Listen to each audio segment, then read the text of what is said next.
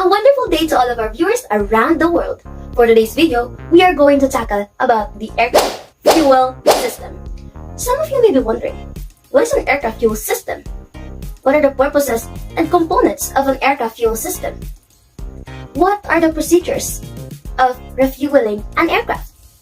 And the safety precautions we need to remember in doing these operations. Just sit back and relax, because for today's video, we are going to tackle all of that questions for this juncture. Let's not waste our time and now move on to our first part. The fuel system of an aircraft. The aircraft fuel system serves the purpose of loading and storing the fuel. In addition, the system also manages and delivers aviation fuel to the propulsion system and the power unit of an aircraft. What are the components of an aircraft fuel system? First is the fuel primer.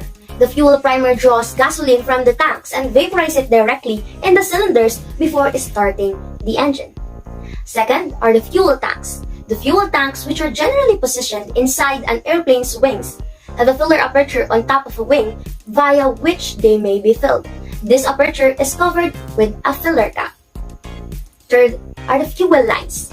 Fuel lines is the highway of fuel system which transport fuel from the fuel tank to the engine of an aircraft, making maintenance and repair of this aviation fuel system component critical.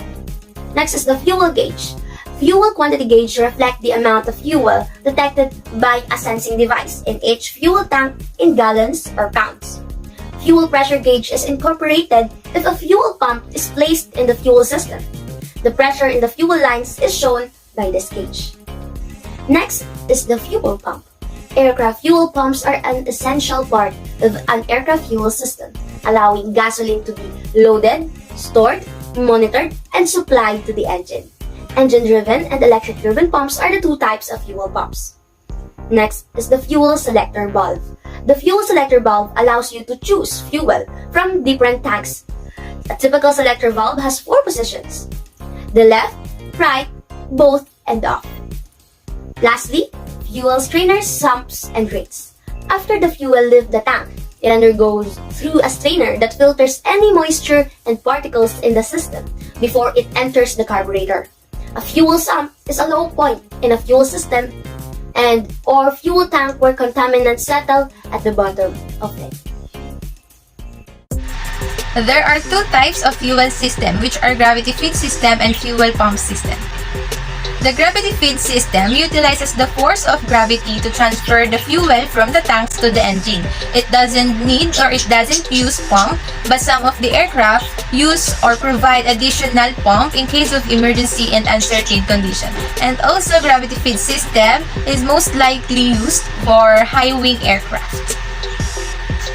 Next is the fuel pump system. All pump feed fuel system must have 2 pumps, a main pump and an emergency or auxiliary pump to be used in case the main pump fails. The auxiliary pump, also known as boost pump, provides added reliability to the fuel system. And it is extensively used for low-wing aircraft and also possible for high-wing aircrafts that has fuel-injected engines. Now I am going to show you what are the operations and procedures of refueling an aircraft. First, what we need to do is to hook up the grounding cable or static line so we can ground the aircraft and the fuel tanker. It can be connected on the exhaust pipe or the grounding receptacle of an aircraft. Do not drag the hose along the leading edge.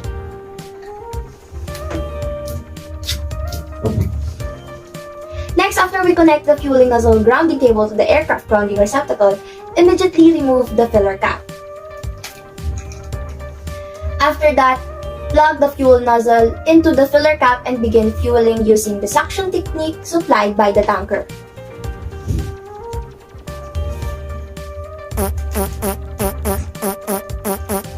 Stop fueling after the desired amount of fuel has been attained. The cockpit gauge reading can be used to monitor this.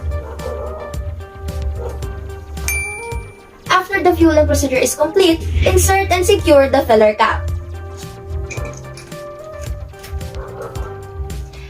Remove the fueling nozzle grounding cable from the aircraft grounding receptacle, the fuel tanker from the aircraft, and the grounding cable from both the aircraft and the tanker.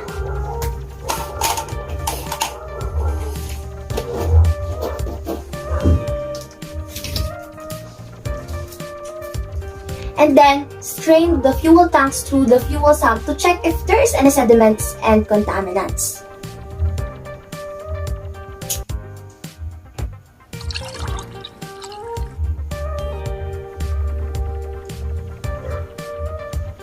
And that is it. We are all done refueling the aircraft. Before refueling an aircraft, we have some safety precaution that we need to consider. Refueling an aircraft shall be done under the supervision of certifying staff holding appropriate authorization on what type of aircraft it is. Refueling an aircraft shall be done outdoor and not less than 15 meters away from any building. A no smoking sign or a no smoking notice shall be prominently displayed.